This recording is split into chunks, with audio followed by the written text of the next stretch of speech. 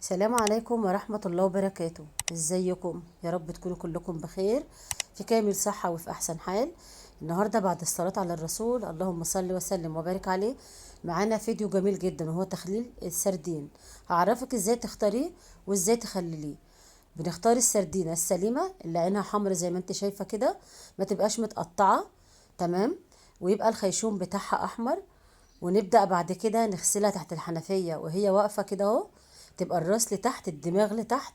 ونفتح الخيشوم كده تحت المية وننضفه علشان المية ما تعبيش جوه بطن السمكة وتسبب العفن. تمام.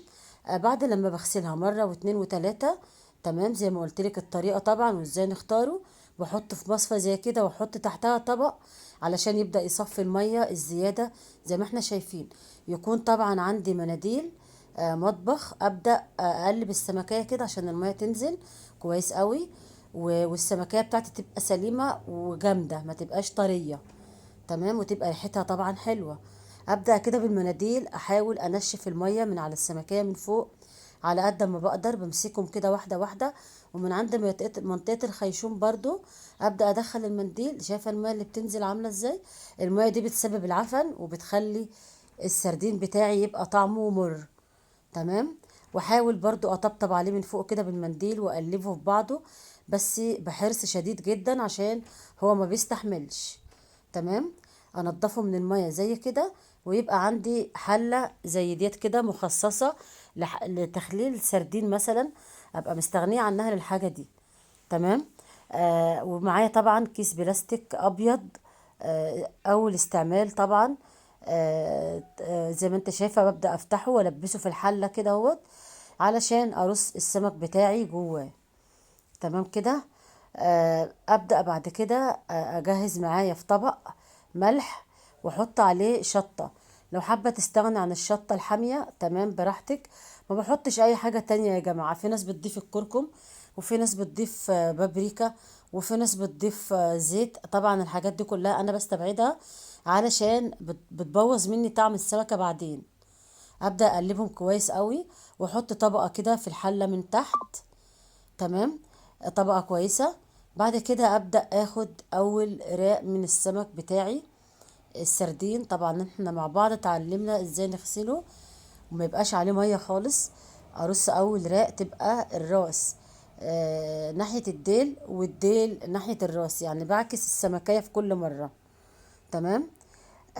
احط اول راق وبعد كده ارش عليه كمية من الملح اللي احنا عملناه مع بعض، الخلطة اللي هي الشطة مع الملح. اي ملح عندك، ويفضل طبعا ملح رشيد اللي هو الملح الخشن. تمام. ليه الملح الخشن؟ هو سبحان الله معلهوش اي اضافات. فبيخلي السمكية تقعد معاكي اطول وقت ممكن، وتفضل محتفظة بريحتها الجميلة وبطعمها الحلو. احنا طبعا داخلين على شم النسيم، فمحتاجين كلنا نخلي سردين علشان هينفعنا في شم النسيم. تبقى حاجتك بايديكي عاملاها في بيتك. تمام. وانت ضمنها طبعا لاولادك. مش مضمونة طبعا احنا نشتري الحاجات دي من بره، ومش من اي حد نشتريها. زي ما انت شايفة كده برص رقات او طبقات، ورش عليه الخلطة بتاعتنا اللي هي الملح بالشطة. تمام. ما كترش طبعا عشان ما يبقاش حادق معايا، يا دوب بس اللي يغطي السمك. تمام. لغايه ما اخلص الكميه بتاعتي بنفس الشكل. كل السمك اللي موجود معايا اخلصه بنفس الطريقه، راق سمك او طبقه سمك وطبقه ملح. بعد كده ابدا الم الكيس بتاعي كده وافرغ منه اي هوا واربطه كويس جدا. تمام. ولو حابه تلبسيه في كيس تاني برضو تمام. علشان هو هيجمع ميه بعد كده. طبعا الميه دي من السمك ذات نفسه، مش ميه من غسيله. بتفرق. ميه الغسيل بتسبب العفن وبتخلي طعمه مر، وبتخليه ما يقعدش معاكي الفتره اللي احنا عايزينها. بيقعد قد ايه في الصيف؟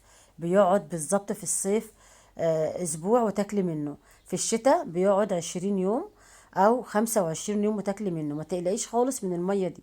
الميه دي نازله من السمك من تلقاء نفسه. احنا مش ضايفين له ميه خالص. هي دي بقى عامل الحفظ بتاعه اللي بتحافظ عليه. تمام. شايفه السمكه سليمه وجميله وشكلها حلو ازاي؟ الف هنا وعافيه على قلوبكم. ما تنسينيش بقى في اللايك والشير واشتراك في القناه، والسلام عليكم ورحمه الله وبركاته.